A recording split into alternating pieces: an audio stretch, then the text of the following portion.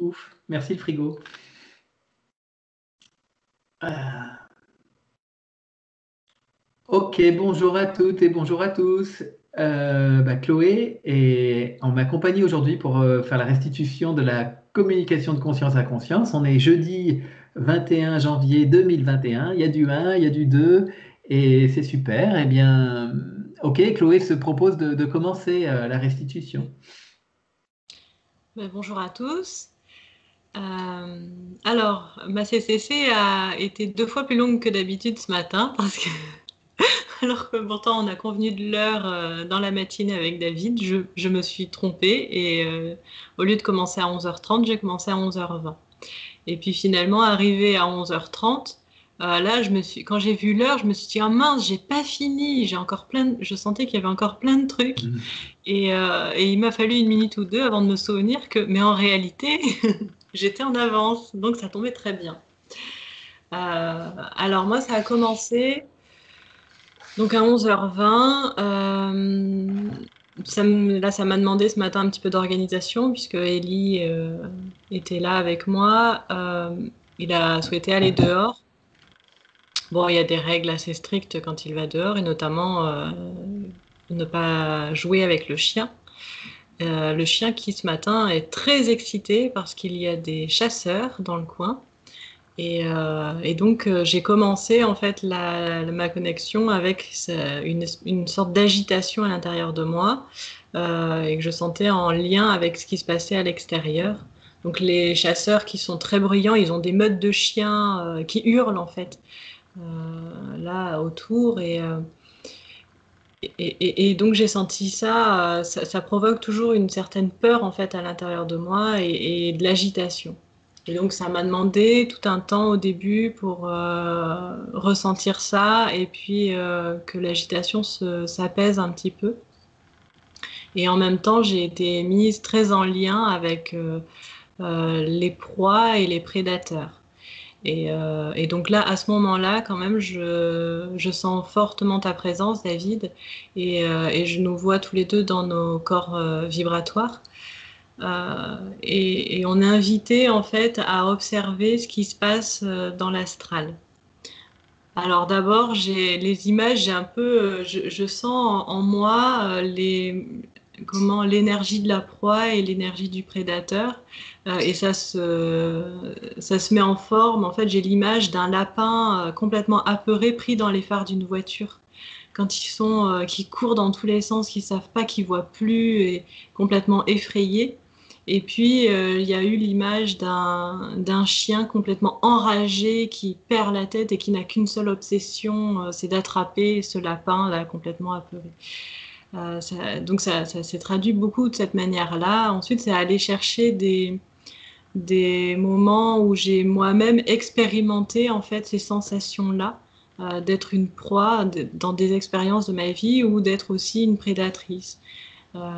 Et ça m'a beaucoup connecté à particulièrement la dépendance, en fait, l'addiction, et tous ces moments où l'obsession en fait du produit était très présente, et j'avais vraiment cette sensation de comment quand le prédateur est obsédé par l'objet en fait qu'il veut absolument avoir.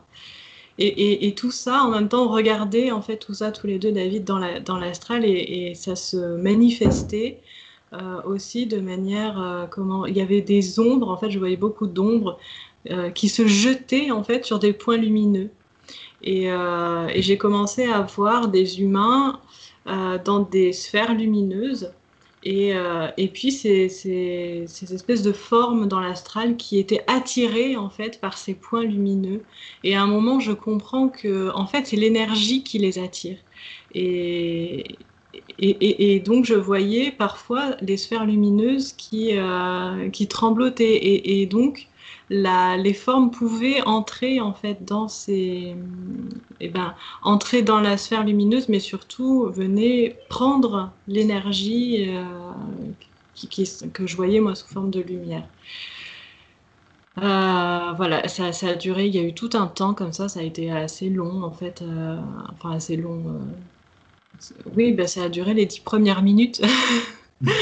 comme ça a été assez enseignant en fait pour moi et je comprenais et je ressentais en même temps comment c'est la croyance chez le prédateur qu'il n'a pas d'énergie qui fait qu'il va chercher, qu'il est attiré en fait instinctivement même par l'énergie des autres. Et je sentais aussi la proie, en fait, je trouvais quelque chose de très semblable entre le prédateur et la proie, mais c'était pas traduit de la même manière.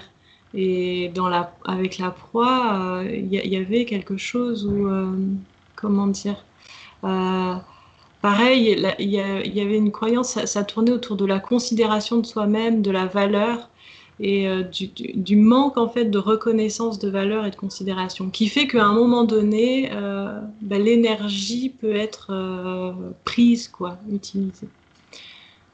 Voilà. Et ensuite, ce qui a continué pendant la deuxième partie, là, je sentais les anges très présents.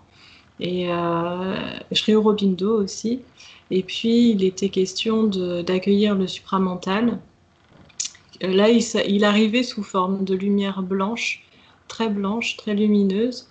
Euh, et j'ai commencé à voir, en fait, on nous demandait d'accueillir cette énergie pour la rediffuser. Et là, tout d'un coup, le monde astral est devenu complètement blanc. Tout blanc, il n'y avait plus que du blanc en fait. Et au milieu, donc après, je pense, je sais pas si ça a continué dans l'astral, mais en tout cas, il y a une nouvelle scène qui m'est apparue. Je voyais un tas de couronnes. Alors qu'est-ce que c'est? Ah non, voilà, ça a commencé par, c'est ça, m'est revenu en fait le souvenir d'un dessin animé, Le Roi Lion, quand j'étais enfant. C'est ça, et ça a commencé comme ça. Ma sœur Gaïa était accro à ce dessin animé. Je l'ai regardé, on l'a regardé beaucoup quand j'étais enfant. Et il y a un moment où le père, alors le Mufasa, le père de Simba, donc ce sont deux lions, et puis Mufasa c'est le roi. Et je crois que c'est au moment où il meurt, je me souviens pas bien. Et en fait, il dit à son fils, souviens-toi de qui tu es.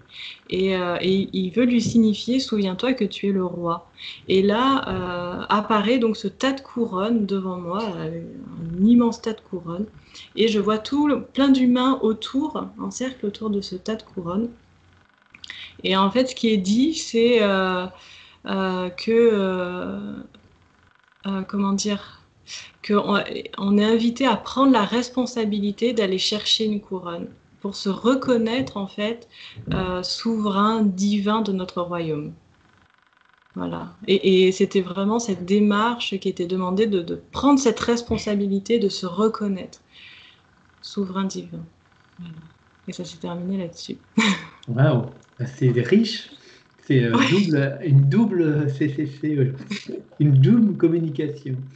Enfin, deux fois plus longue. En tout cas. Bon, super, merci Chloé. Alors moi, alors c'est sympa parce que je me suis mis en place à 11h20. Alors je savais que c'était 11h30, mais j'avais décidé de prendre un petit peu de temps en avance.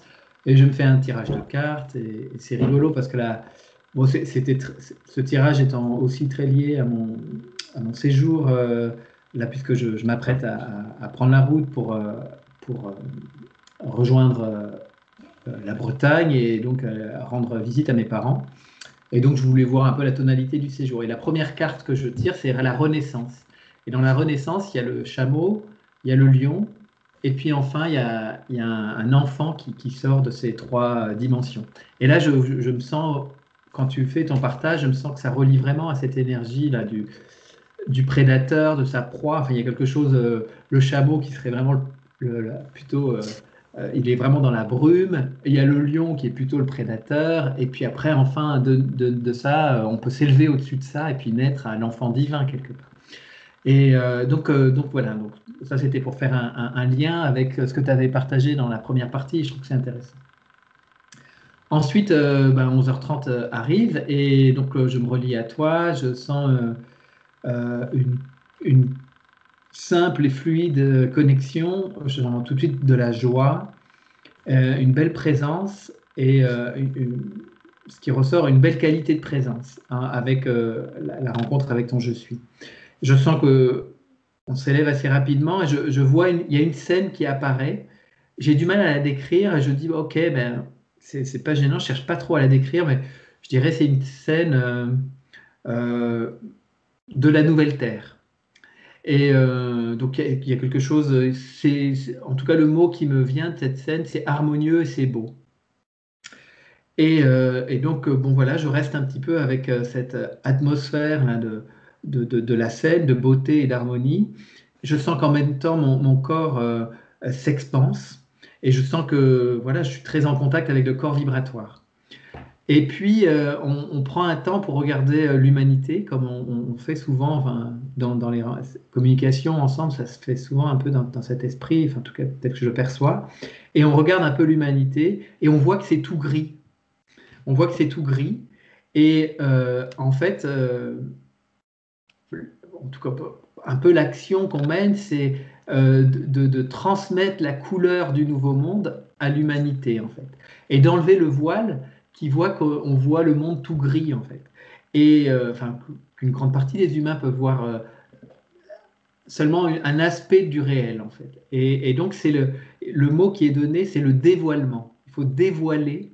Voilà. Et comme si il y avait vraiment quelque chose qui s'enlevait là, c'est comme si on faisait un soin sur les yeux, sur vraiment pour que la réalité soit perçue dans sa totalité, avec la présence de l'esprit en, en,